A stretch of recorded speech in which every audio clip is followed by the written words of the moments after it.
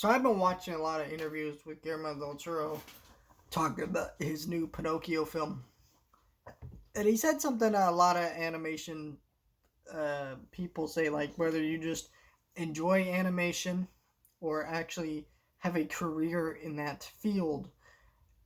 It's something that they constantly say about animation, and it's very interesting to hear that statement because that statement was that animation is not a genre, and everyone who made this film is not a genre. That was his exact quote from his interview. And you hear that statement a lot from these people. Why do they stigmatize that statement so much and so heavily hate that idea? And I think it's because the stigma that comes with it being part of a genre. And to be clear, animation is not a genre. The reason why we say that is because you are technically incorrect if you say that. It is a medium for how we make movies. You cannot put Fritz the Cat, Guillermo del Toro's Pinocchio, in the same genre as fucking Super Pets or Toy Story or things like that. You can't put these very adult, artistic, animated films in the same genre as a kids movie. It's just very bizarre, and that's the problem here. Is because it's a way of making movies.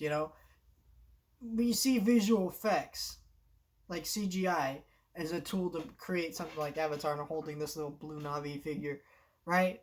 But then you see an animated trailer and you go, oh, that's just a kid's thing.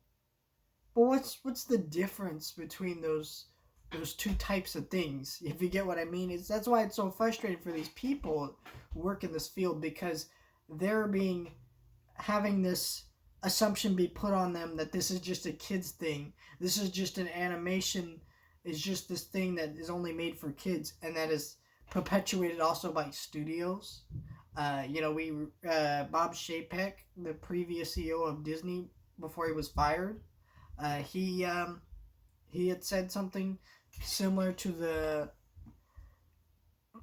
contrary about the details. It's just nonsense here of why they keep perpetuating these terrible ideas, and why you need to understand why animation being for kids is such a bad thing is because it's just factually incorrect.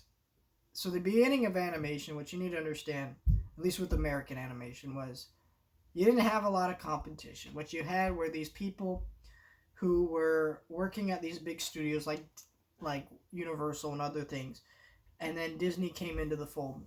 But they didn't come into the fold making movies. They were making shorts with Mickey Mouse and things like that. You had Warner Brothers and MGM. They were making these shorts, and these shorts were like of Mickey Mouse. Disney made their Mickey Mouse. Warner Brothers had their Looney Tunes, and then you would have like Universal with some other characters that they were doing stuff with. And why this is interesting is because Mickey Mouse is perceived as a kid's character. Looney Tunes are perceived as kids' character. You look at Bugs Bunny, you could buy a plushie for a kid. You know what I mean? Even though like technically they're not kids' things. Like you think about how many times the Looney Tunes are being censored for gun violence and all this shit. And I get why, but at the same time you understand like trying to censor something for children that was never intended for children is pretty funny to me, right? And so what you need to understand is like Mickey Mouse and Looney Tunes have been changed over the previous decades to accommodate being the perception that they're for kids, but at the end of the day, that was not the way they were created. If you look at the Flintstones, that was a very adult show that was very similar to adult shows like The Honeymooners and things like that. Shows that kids were watching with their parents, but for the most part, they weren't kid shows. They were very adult programs. As much as you could be adult in like the 70s and 80s. I'm not saying you couldn't be adult, but like a lot of their shows weren't gonna have like real sex or real actual adult conflicts in the same way we'd have in our shows now. But what I'm saying is like these are the shows that would be in movies. You know, these were things that were not created for children, but they were being perceived as creating for being created for children. I think Snow White, was like that. And I definitely think Walt, when he was making his films, uh, he did change these very dark fairy tales to be more kid friendly, but I think it wasn't necessarily to be more kid friendly. Like, I don't think he changed Pinocchio to be more kid friendly. I think he changed it to be more all ages acceptable. He wanted films that had wide appeal, that everybody could go watch. Mickey Mouse isn't a kid's thing. It's something that everybody can watch. And then through that through that happening, it's changed the way we look at these things. And so it's very interesting because now we're in a very different time where so many things that we now perceive as for kids were actually intended for adults and made for adults. And then now we also have the adult animation genre, which is not a very good genre. I hate to say it. In terms of movies, most of the adult animated movies either are anime or they're a foreign film that doesn't get wide release or wide press, and or they're just like, I don't know. Wes Anderson will make a PG-13 movie, or Charlie Kaufman made Anomalisa, where you get like a very gifted visionary director who decides to make an animated film. Same thing with that new Pinocchio movie. Even though I would consider, I mean, it's kind of, I don't know. I don't know if we can consider that one a kids movie. I feel like older teenagers could watch that and be okay. But for the most part, that's what I'm saying here. Is a lot of these, and then every animated adult show. Sure, you have the Rick and Morty. Sure, you have the Inside Jobs and other cool shows out there. But what you have is you have this perspective of these um, these projects that were never intended being for kids, and then now they have to make them for adults and find a way to stick out. And a lot of the way these shows think that the way they need to be to stick out as adult animated shows is to be raunchy, is to be swear. You ever watch some of these adult shows and see how much they swear? A lot of it feels unnatural, and I think part of that is because some of these shows just feel like they need to swear a lot to get you to really like see them as an adult show. Like South Park. I love South Park. At least the swearing in South Park feels natural. But some of these other shows, you're like, God, does Solar Opposites need to say the F word every 5 minutes? I don't have a problem with that word. What I'm saying is like, that's why a lot of these choices feel unnatural. That's why a lot of these things feel like that. So it's very interesting. And a lot of these animated shows are like Family Guy clones too, and other things. And so what you're watching are these.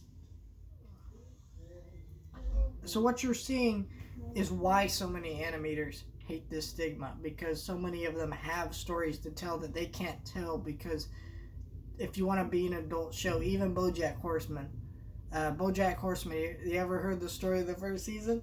The first show, first couple episodes, the creators hate those episodes because they were trying to appeal to the widest demographic possible, because they didn't know they were going to Netflix, and the writing was weak in those early episodes. I don't think it's nearly as bad as they make them out to be, but what I am saying is like, even the most different and unique things do have to suffer because of the stigma, and so many of these people want to do different things. How great would it be to see Pixar make a really adult animated movie? I'm not talking like you need sex or violence or whatever, but just an adult story with adult themes, And I think we're the closest we'll ever get to that is a film like Soul. And I think that's why Soul is so widely accepted. I don't think it's a film that a lot of kids are watching and growing up with in the same way that you would with other Pixar movies, but I think the older that they get, they will definitely love and appreciate that film. And I think that's where we're at with the animation field, and why so many of these people just hate this stigma. Oh, this is a genre. Oh, you have to be a kids movie. Oh, and if you're not a kids movie, you have to be an adult edgy show that swears every 5 minutes or has somebody drinking or something, whatever, And it's just, I think that's so sad. And I think that's why you see people like Guillermo del Toro talk about these projects and these things, and why this is an issue for that, and why they love, animation and what they want to do with it. And I think that's where we're at with this stuff. It's really interesting to see all that, and I really do want to see what comes out of this. However, I think that not much is going to change because the animation field has been the way it is for almost 50 years now, uh, with no sight of change happening. It's been since the 80s now. Animation has been mostly seen as a kids thing, and that is only continue to potentially get worse and worse unless you're into anime or other things. And so through that, you know, that's where we're at, and the only way to really change that is to, truly stop pushing out these shitty kids films like Minions and stuff, and allow more adult animated films to be made. And there's some studios definitely doing that. I heard Sony Pictures Animation's got several of those in development, things like that. But we don't really know about all that. I don't know. I just feel like this is really sad and really frustrating. But yeah, I'm just kind of like, we'll have to wait and see. It's just a very sad, depressing time if you love animation, like most of us do deep down. And I think that there is going to be a shift in the next few years for a lot of these projects, but there's also going to be a lot that doesn't shift, and it's just seen as this is just where we are with animation.